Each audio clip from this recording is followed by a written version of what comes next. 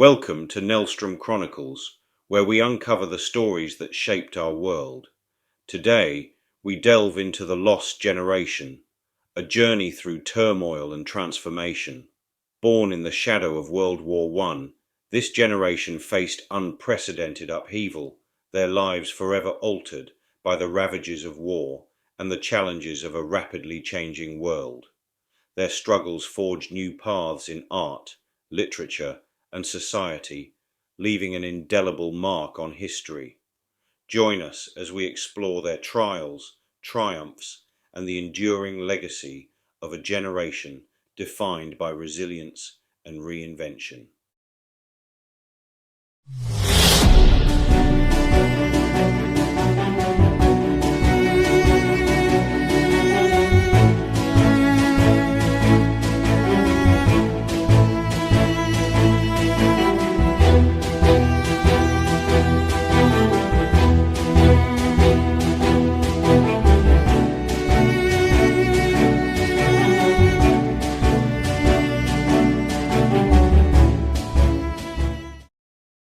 The Lost Generation is a tale that stretches beyond its years of existence and captures the essence of disillusionment, shattered dreams, and a seismic cultural shift.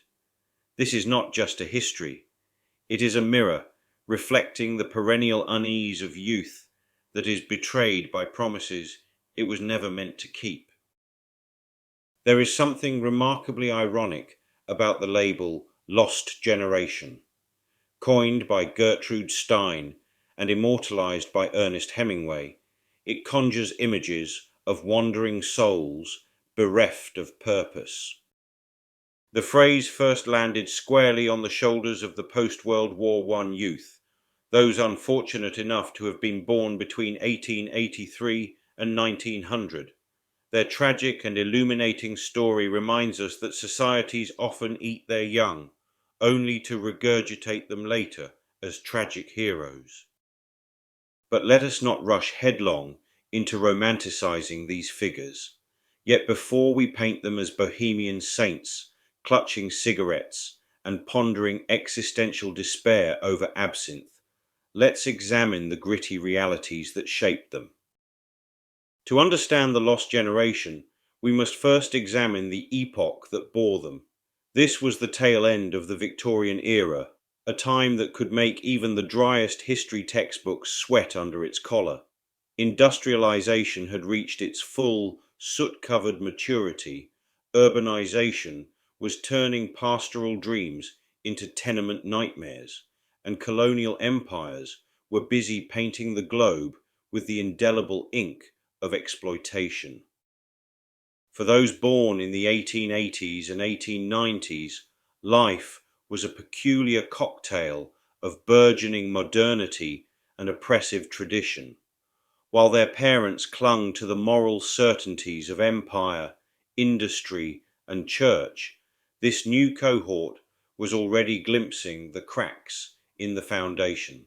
The 20th century knocked at the door, bringing along Freud, Marx, and the internal combustion engine.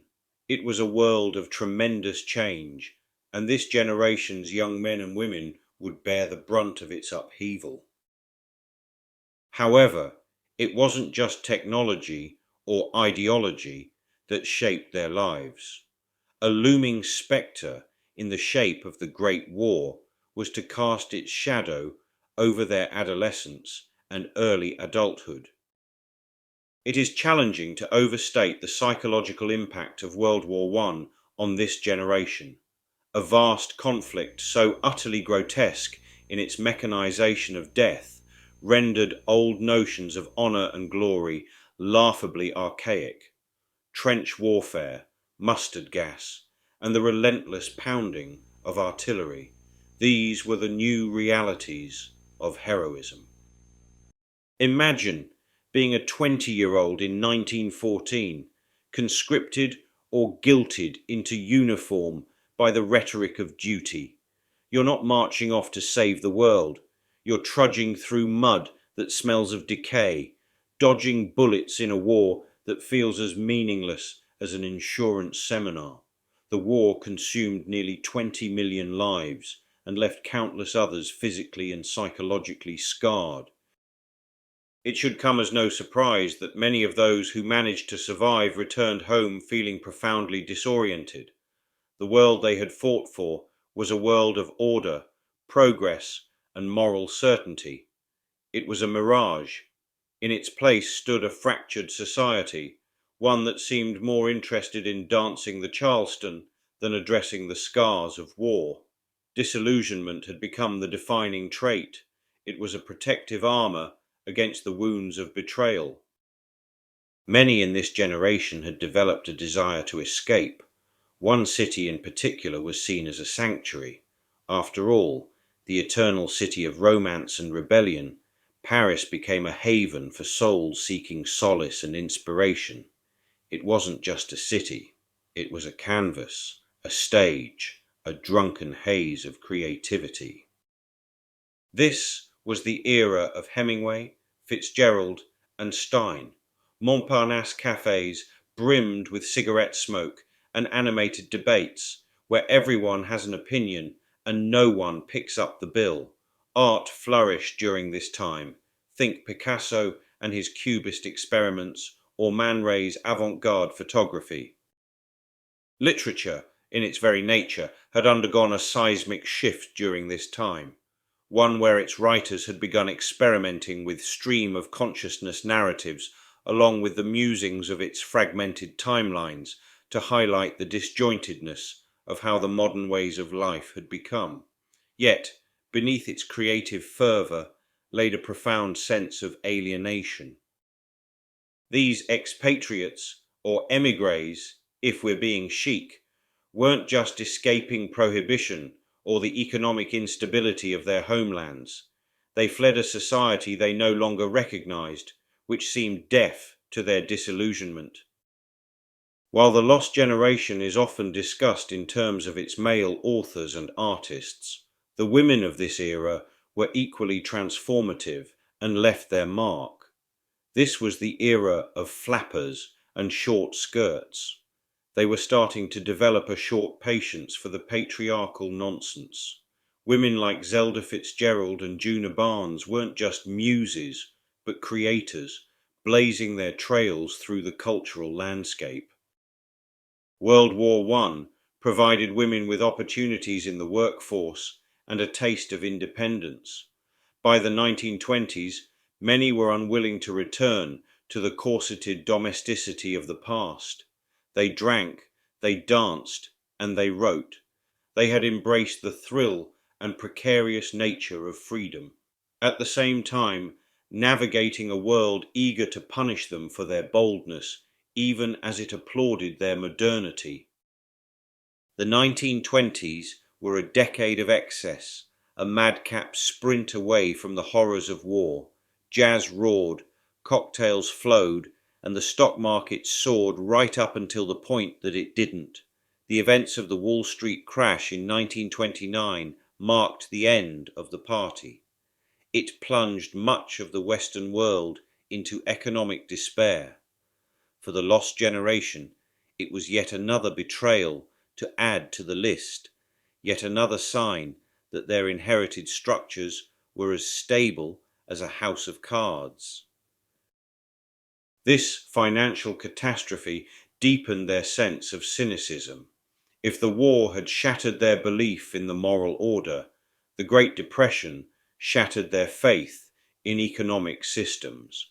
It was a punch to the stomach that had left them reeling, yet still standing, complete with a martini.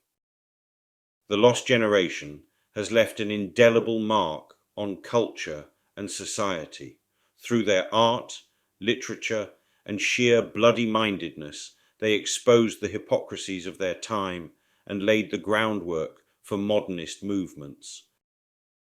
They had collectively forced the world to confront its failures, and in doing so, paved the way for the Beats, the hippies, and every disenchanted youth movement since.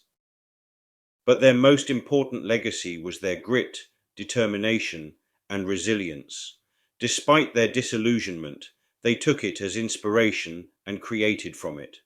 They wrote novels that questioned the fabric of reality, painted works that redefined how we saw society, and composed music that defied convention. They took their despair and turned it into something enduring. In a sense, this generation was not as lost as they were searching, a search for meaning, truth, and a way to reconcile their world's contradictions. And in the end, isn't that what we all do? While it is tempting to see the lost generation as a cautionary tale, a warning against the dangers of disillusionment, this generation was a reminder of the strength that can be found in every one of us by simply acknowledging life's absurdities. They refused to be placated by easy answers and found a kind of immortality in their defiance. So, here's to the lost generation, young, disenchanted, and eternally relevant. May we all face our disillusionments with half their wit and twice their courage. Thank you for joining us on this journey through history with Nelstrom Chronicles. Together, we've explored the events, people, and places that shape the world we live in today. Don't forget to subscribe and follow for more captivating stories from the past, brought to life with insight and passion. Your support helps us uncover and share these incredible moments in time. Until next time, keep learning, exploring, and discovering the history that connects us all.